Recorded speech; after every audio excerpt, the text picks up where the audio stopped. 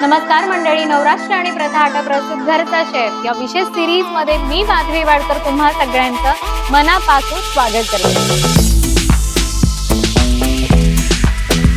मी आता आली वरळी या परिसरामध्ये।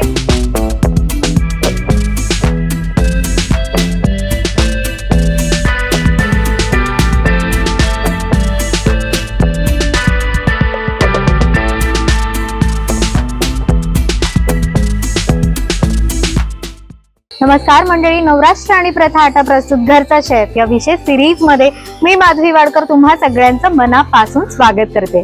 मंडळी, आजही जर का लहान मुलांना आपण विचारलं की त्यांना गोड आवडते की तिखट, तर 80% मुलांचं उत्तर हे गोड असतं। तर तात्पर्य असं की आजच्या भागात आम्ही तुमच्यासाठी अशीच एक हेल्दी आणि गोड रेसिपी घेऊन आले आहोत।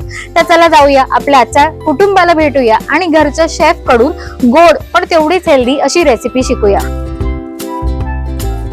आजच्या भागात आपण भेटणार आहोत शेंडगे कुटुंबाला, जे राहतात चारकोप सेक्टर 2 येथे।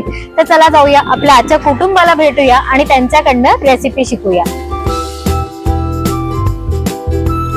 नमस्कार, नवराष्ट्र आणि प्रथा आटा प्रस्तुत घरचा शेफ मध्ये तुमचं खूप खूप स्वागत। ताई, मला तुमचं नाव आणि तुमच्याबद्दल थोडक्यात माहिती सांगा, म्हणजे तुम्ही काय करता? माझं नाव आहे मेघना भारत शेडगे।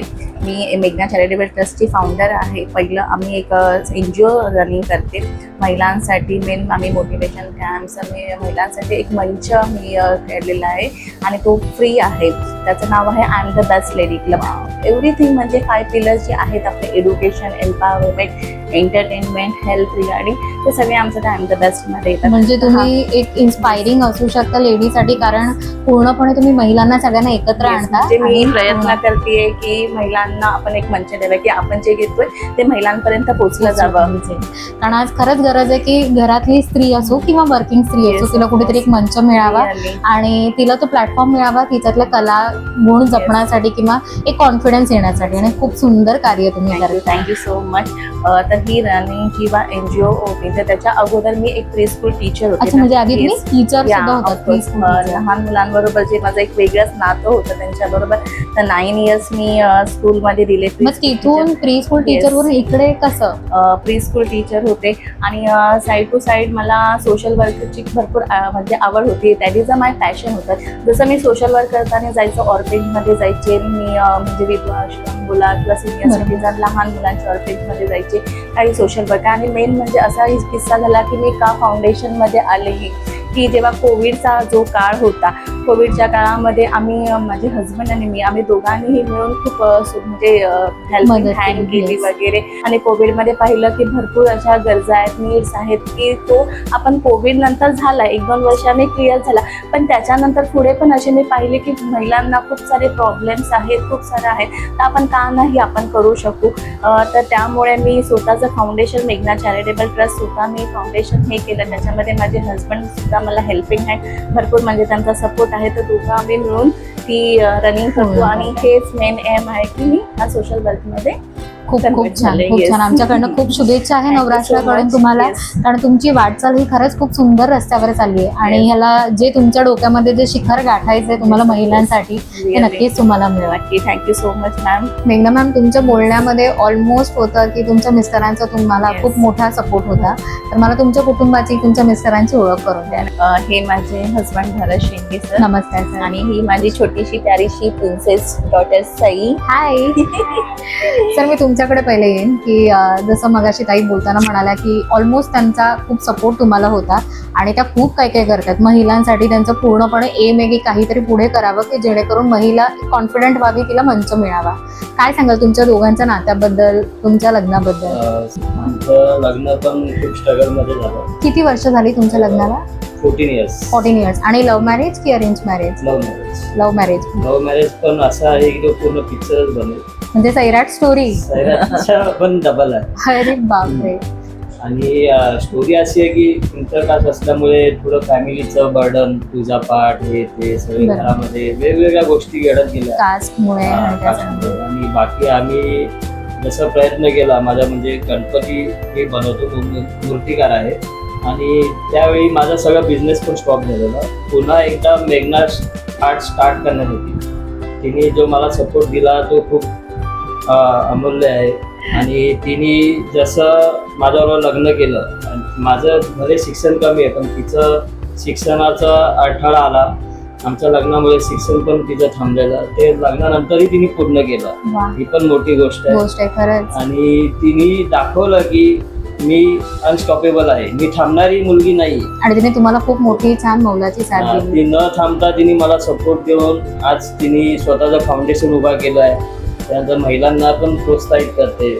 म्हणून मी मगाशी त्यांना बोलली तुम्ही एक इन्स्पिरेशन लेडी आहात. मी दोघांनाही विचारेन की जसं तुम्ही म्हणाला सैराट मूवी सारखी ही खरं तर स्टोरी आहे, स्ट्रगल पिरियड आहे, एवढं वर्ष आहे.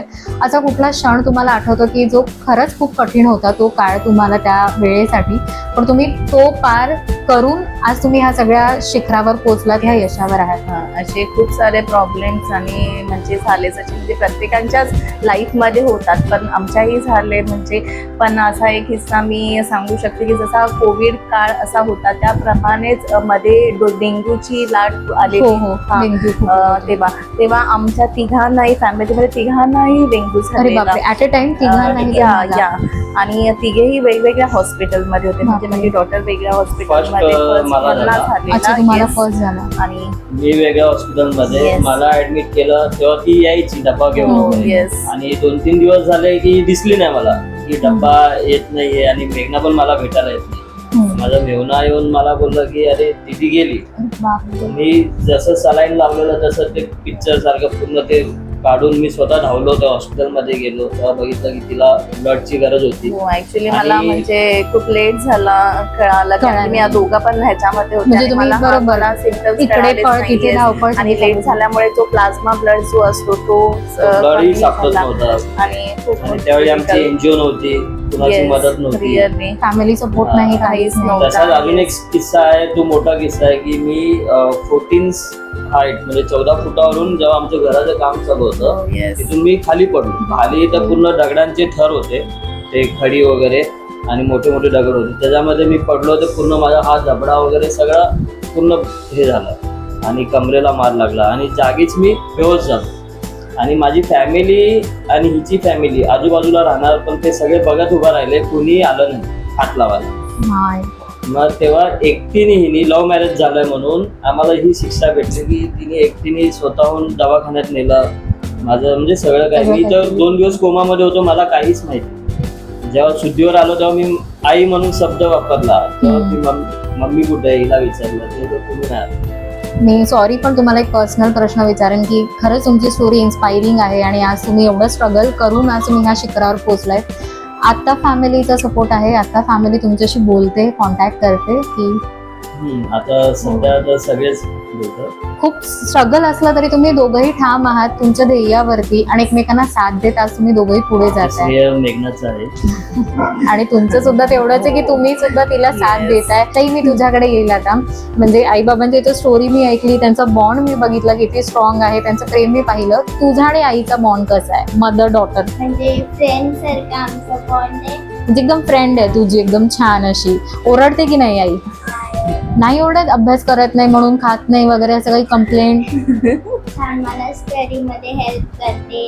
मी तुला विचारेन की आईच्या हातचा पदार्थ कुठला? आई बनवते की नाही घरी जेवण? अरे वा, बनवते. म्हणजे एवढ्या वेळात सुद्धा आई घरी काही ना काही बनवत असते. कुठला पदार्थ तसा कुठला पदार्थ आवडतो आईच्या हातचा? चिकन बिर्याणी. वा. तर चला आज आम्ही तुझ्या आईला घेऊन जाणार आहोत किचन मध्ये आणि आम्ही आणि आमचे प्रेक्षक आज शिकणार आहोत. बघूया आई तुझी काय एक वेगळा पदार्थ आम्हाला शिकवते. तर तुम्ही दोघांनीही थांबायचंय. मेघना मॅमला घेऊन आम्ही जातोय किचन मध्ये आणि आजची रेसिपी शिकूया. आपला गप्पा तर खूप छान झाला. तर चला आपण सुरू करूया आपल्या आजच्या रेसिपीला. काय आहे आपल्या आजच्या पदार्थाचं नाव? ज्या पदार्थाचं नाव आहे गव्हाच्या पिठाचा शिरा. ओ वाव, म्हणजे रव्याचा शिरा खाऊन जर का कंटाळा आला असेल तर आपण नक्कीच ही रेसिपी ट्राय करू शकतो. बघूया आपण साहित्य काय काय लागणार आहे आपल्याला त्यासाठी. 2 वाटी पाणी, वॉटर, देन साखर आणि आपण साखरेचा पाक बनवून. अच्छा, म्हणजे हे पाणी आपण घेतले त्यात आपण साखरेचा पाक बनवून घेणार आहोत. प्रथम त्याच्यानंतर आपण हे आहे ड्रायफ्रुट्स. बरोबर. आणि हे आहे घी, 1 वाटी घी. तर ड्रायफ्रुट्स आपण घी मध्ये रोस्टेड हे करून घ्यायचे की छान एकदम घी व्यवस्थित छान टेस्ट लागण्यासाठी. आणि देन हा आहे गव्हाचे पीठ. आणि गव्हाचे पीठ जे आहे ते मी आहे की वर्किंग वुमन आहे, त्यामुळे मला बाजारात जाऊन बरोबर. आणणं वगैरे, दळून वगैरे हे भरपूर शक्य होत नाहीये. काही खूप खरंच आहे ती गोष्ट. ऑफकोर्स. सो आमच्या वर्किंग वुमनसाठी एक प्रधान यांनी खूप छान आम्हाला घरपोच आम्हाला डिलिव्हरी मिळते आणि एकदम छान पॅकेजिंग, ऑनलाईन पॅकेजिंग पण खूप म्हणजे छान तुम्हाला असते. पॅकेजिंग Yes, फार of आवडतं course. आणि घरपोच डिलिव्हरी मिळते ही delivery गोष्ट पण होते. खरंच वर्किंग Yes. वुमन साठी खूप महत्वाचं आहे ते. Yes, केली तर जाते. चला मंडळी, आपण साहित्य बघितलंय, वळूया आपल्या आजच्या कृतीकडे. हो. प्रथम आपल्याला काय करायचंय आणि नंतरच्या वरती आपल्याला घी, तूप छान टाकायचंय. हे ड्रायफ्रुट्स आपण आधी का टाकतो? की अगोदर आपण हे केल्यानंतर ते छान टेस्टी होणार, आणि स्वाद सुंदर येतो. सुंदर येईल आणि एकदम कुरकुरीत आणि छान होईल. बरोबर, म्हणजे क्रिस्पी जो Yes. पण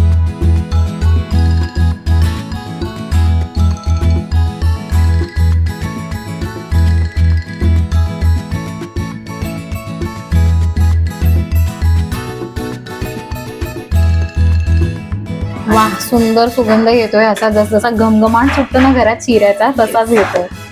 जस्ट लाईक सत्यनारायणच्या पूजेला पण असा प्रसाद असतो, प्रसाद तर असतो. हा त्याप्रमाणेच आपल्या पंजाबीमध्ये गुरुद्वारामध्ये कडेचा अच्छा. प्रसाद म्हणून हा दिला जातो. तर चला, मला आता टेम्पटिंग झालंय, टेस्टिंग कधी करूया. वा, एकदम झटपट आणि चविष्ट असा आपला हेल्दी गव्हाच्या पिठापासून बनवलेला शिरा तयार झालेला आहे. तर चला टेस्ट करूया, कारण टेम्पटिंग वाटतंय मला. स्वाद बरंच आहे, तुम्हाला पण टेस्ट करायचंय, सई तुला सुद्धा, आणि सांगायचंय कसं झालंय. मेघना मॅम, तुम्ही इतकी छान झटपट आम्हाला हेल्दी रेसिपी शिकवली, त्याबद्दल खूप खूप धन्यवाद. आणि प्रथाकडून तुम्हाला ही एक छोटीशी आठवण. Thank you so much Madhavi ma'am, thanks a lot. तर मंडळी, आजचा भाग आणि आजची रेसिपी तुम्हाला कशी वाटली हे नक्की कमेंट्स करून सांगा.